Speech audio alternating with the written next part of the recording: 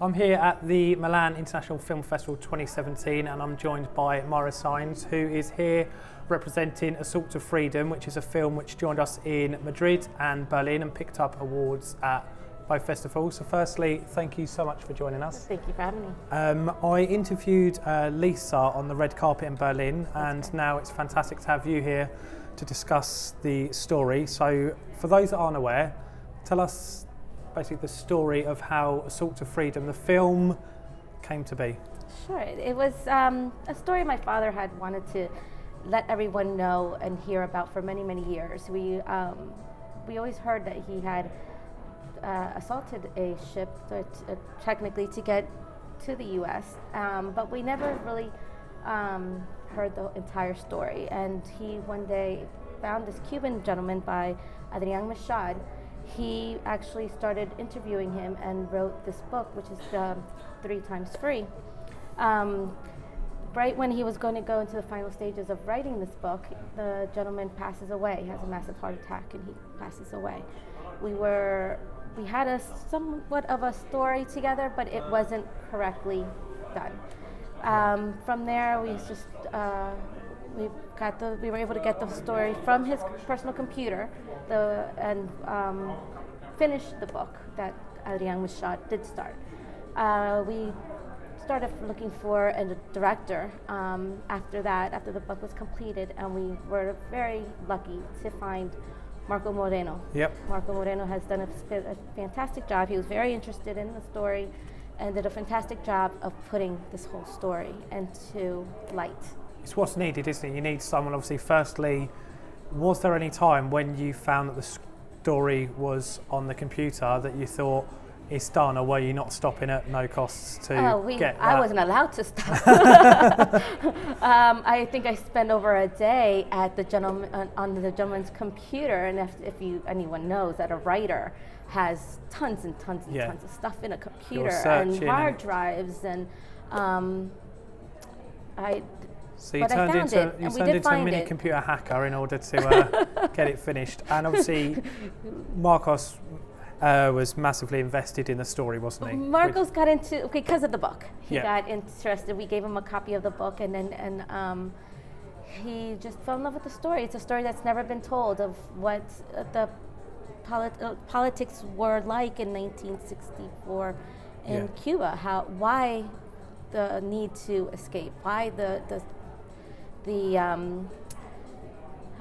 just the need to escape, and not people that aren't the extreme of that he took of assaulting a ship in order to you can't fathom freedom. it. You just think maybe people are exaggerating slightly in some way, and obviously leads me to my next question.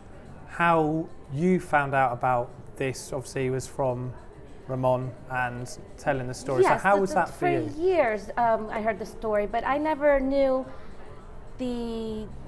just the details of the story. That it was just not hijacking a boat. It was a wooden ferry that went into the open ocean. Just the fact that little wooden ship, La Conchita, was able to make this journey and come back and be able to come back to Cuba in the middle of a storm, nonetheless. Conditions were treacherous, and it was very, very well written in that sense. To see that, I had no idea that was the amount of. It almost sounds like an action movie, but it's true. It happens. It really happens. Yeah, which is obviously something there, and the fact, obviously, being able to tell the story. So, how heavily involved were you in the process of making Assault to Freedom, which has got the wonderful banner just behind you here? I've been involved just from the beginning. Marco, the first time he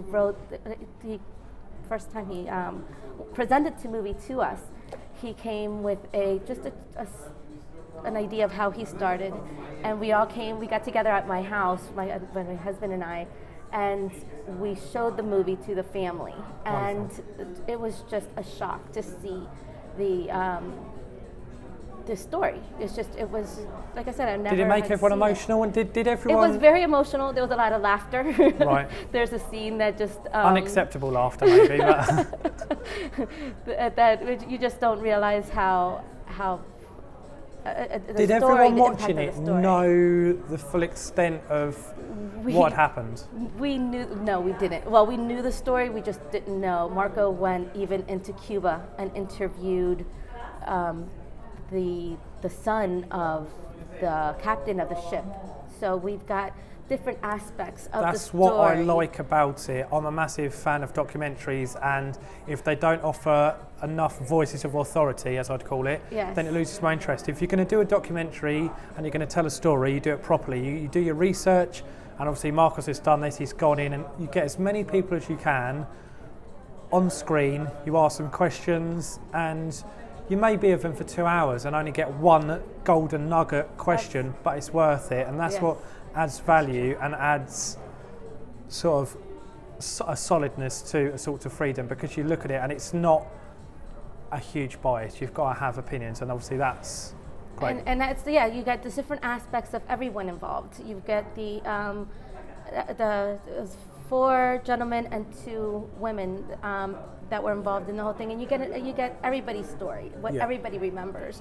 And mind you, they were 15. They're Yeah. now. So my father's in the 70s, so this was just them remembering different things, and everybody years gets a later that different- it's imprinted into It's still in what their one in their person, minds. what your father may have remembered, someone else may have forgotten, and Absolutely. vice versa. And if you then times that by obviously the group of them, then it's brought together the story.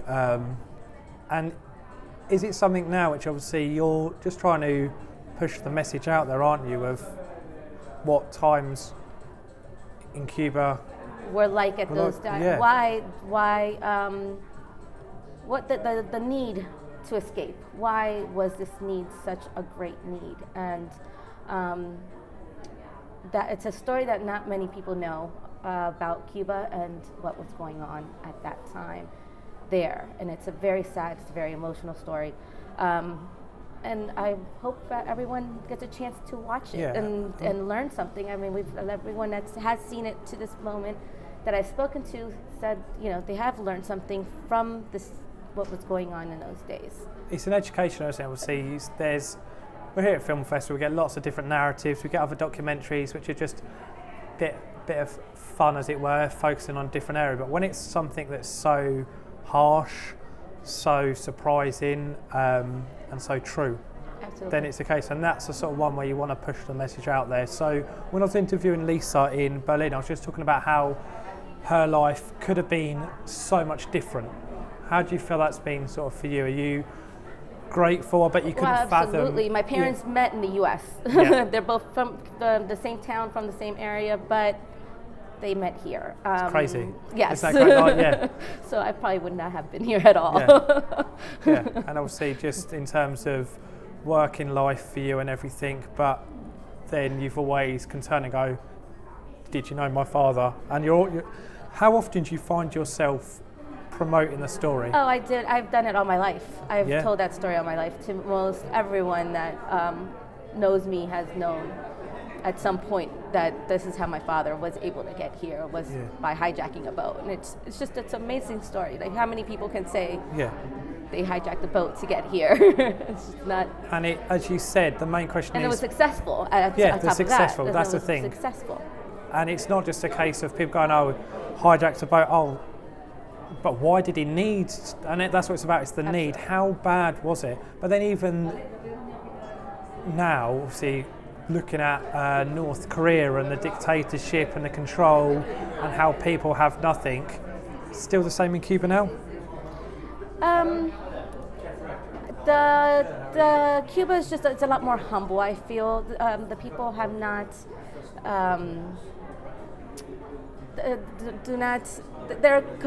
not conformed. I mean, they're not happy with how they are, but I can't explain how they just don't have much. The same way that their houses looked 50, 60 years ago, that's exactly how it still is today, because they don't have the funds or the money or the resources, is the best way to say it, to fix their home, to fix their roof.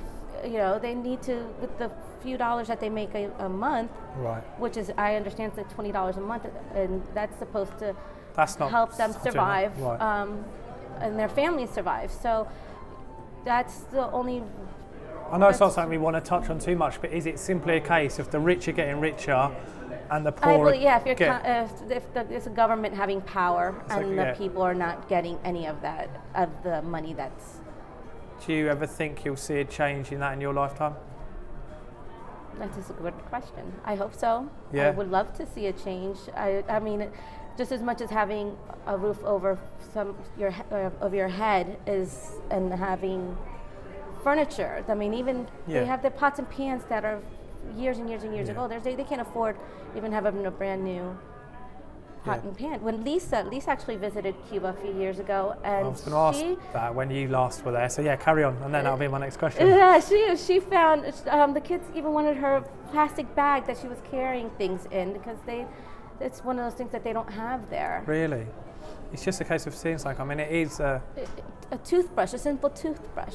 I've had stories of people telling me that she went to Cuba and the lady was cleaning her room asked for her toothbrush because they don't have simple things as a toothbrush. So I'm being probably it's money that they don't have to naive to things here, but obviously there's so many different charities and that, and in the UK there's it's Children in Need and all these different charities that help in third world countries. Is there anything AIDS that's out there to help? No, because Castro doesn't allow that, because he says everything that he provides is enough for the people. Right, okay. And they have food on their table and they have the things that they need, and that he doesn't allow it. And is it, I guess, I mean it happens everywhere, but when Castro passes, there then Castro did pass. Sorry. It's Raul that's in power now. Raul. He did do a lot of changes for the country. But I mean, there's actual. I mean, people are now actually able to visit Cuba. But that money is staying with Castro. He's not giving it to the people. The people are not reaping any of the benefits of it. The Cuban people can't even go into the hotels that the Europeans are staying in. So it's no cultural mix. It's just you go there and it's a false reality. Right. Is what you're really seeing. You're not seeing how the people are suffering. And how do you get your news like this on Cuba? Obviously, do you speak to people that live in it, or is it online? Like, because when was the last time you went there? I've never been there. Okay. It's not that I don't want to go. It's just one of those things that it kind of hurts me inside to see such a beautiful country not have, not operating the correct. Still, it's being stuck in the past. Right. Okay. I mean, even the cars, you can see they're beautiful cars, but it's stuck in the 50s, and I would love to see it coming into the century, but at the same time with the people of the country, not just certain people. I would like for the whole country to be in that same. Whole country just to come together as one, government and the people. And be fixed. I mean, I've seen houses because of hurricanes that have been destroyed, and there's no resources to fix them and to repair them. And those are the things that I would like to see change. That all the people, not just the people that you see in Havana, which is obviously. And ultimately, the message is just to sort of promote the story of Cuba and what your father and his associates achieved. Absolutely. What you can do, that you can break free, that you can escape from it, but then others haven't been able to years and years later. Absolutely. Thank you so much for taking the time to join us. I really appreciate it.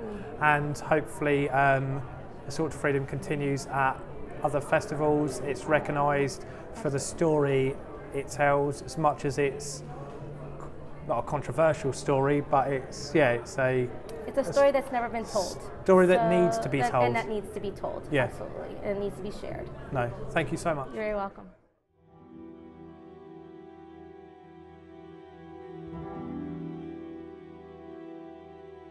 Había habido una dictadura definitivamente y el pueblo estaba loco por salirse de aquella dictadura. Lo que no sabíamos en aquel momento, o no sabía el pueblo en aquel momento, era que aquella dictadura que estábamos derrotando venía atrás probablemente la peor dictadura que ha tenido América. Hablo en nombre de aquellos a los que se les ha negado el derecho a la vida y la dignidad humana. La mentira se empieza a ver prácticamente desde un principio, porque no se toleraba la disidencia. Tú tenías que estar con el sistema y no te podías manifestar en contra. El comunismo te ofrece que todos somos iguales, cuando no es cierto, cuando todo es la explotación del gobierno hacia el pueblo, hacia el hombre, la explotación del hombre por el hombre. Este individuo se puso ahí arriba a las fuerzas y no ha querido bajar. Lo de nosotros fue un asalto, no cabe la menor duda, ¿no? A Mario y al grupo que estaban con él allí en esa embarcación, nosotros los asaltamos y el propósito fue ese, salir a la libertad, porque eso sí era lo que veníamos buscando, libertad.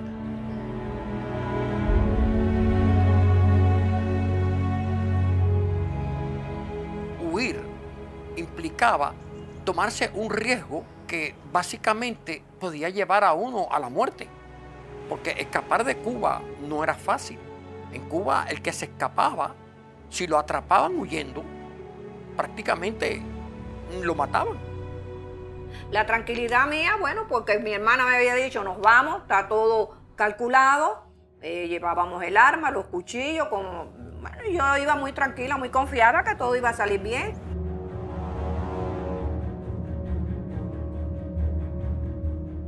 Si moría en el intento, pues me iban a matar de todas maneras allá adentro, ¿me entiendes? Y Maximiliano se levanta con el arma y le dice a la tripulación, esto es un asalto, no se muevan, no queremos hacerle daño, nos vamos para Estados Unidos. Yo creo que si yo no hubiera salido de Cuba, yo estuviera muerta hace años atrás. Y aquel día en que apuntaste a todo el mundo y dijiste, vamos para la libertad, a la libertad llegamos. Mucho me ha dicho, ¿lo haría de nuevo?